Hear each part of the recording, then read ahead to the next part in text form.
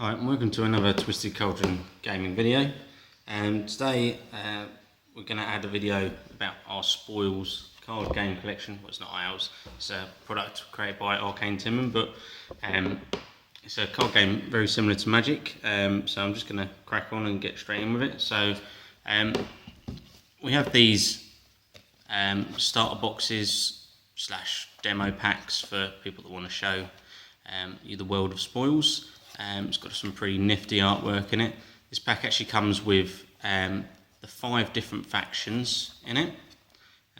So you see there, you get 5 39 card decks, each including a faction card, which we'll go over later, Extraction Street, 5 exclusive foils, which aren't in here because this is my demo pack, 5 semi-random foil Shades of the Devoured Empire cards, which is an expansion they had.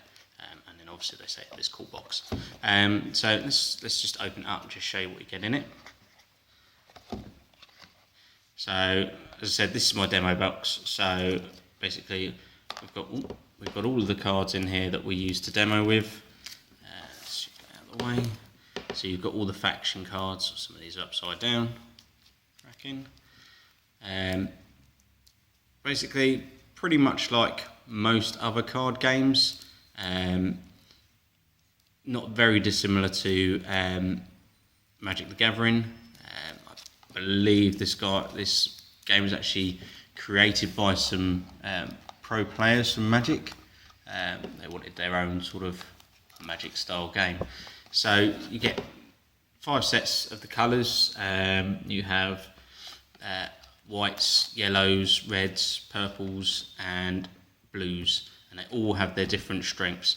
And this box set's pretty cool because obviously you get a hell of a lot of cards in there, and you get some really good cards in there as well. So what I find is normally when I get people into Spoils, they'll buy 2 or 3 of this, because as in Magic you can have 4 of each card in your deck, and some of this box contains some good rare cards, and for basically a tenner it's a no-brainer really.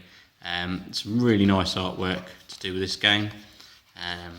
Sort of steampunky animal kind of graphics, I suppose. But you know, there's a whole story behind this, and the world that this game originates around, and Arcane Timon are building on that storyline through the booster boxes, etc. that they bring out to you. So let me just show you some of the cards that are kind of key in the game. So you've got lands, or staple resources they're called in Spoils. So basically you deplete these for mana, basically, to cast your cards. So there's certain things you can't say with this game, like tap, because that's a Magic based game engine, so they've changed it to deplete and restore. So yeah, so there's some funky artwork on there. So that's your staple resources. The faction card, so this basically tells you exactly what you have to do in your turn. What card you start with, what your starting draw is, the life, which is this influence at the top here, so it's 25 on a standard tournament faction card. How you develop through the game, either draw a card or play a resource. You can't do both in here, which gets quite complicated, especially if you've been a Magic player for quite a while, but it makes it very tactical. But you can pay mana to actually draw a card or play a resource, so that's cool. And then we have some other cards here. So I've just taken a selection of they're all from the same faction, but basically the different types. So you have an item card. To this one you attach to a character. It's got all the rules based in there.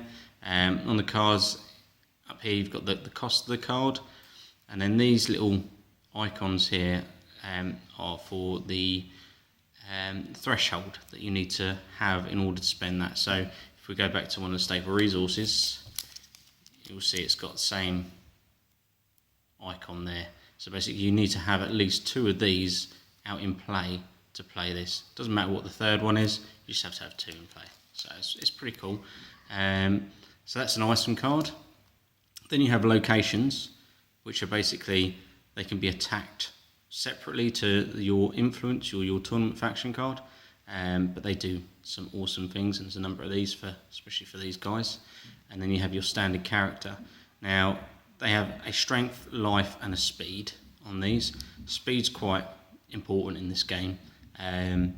You can have differing speeds from 1 to 5, and then you can buff some characters to go higher, which is quite cool. But it denotes when you actually deal damage, and this game is very event driven.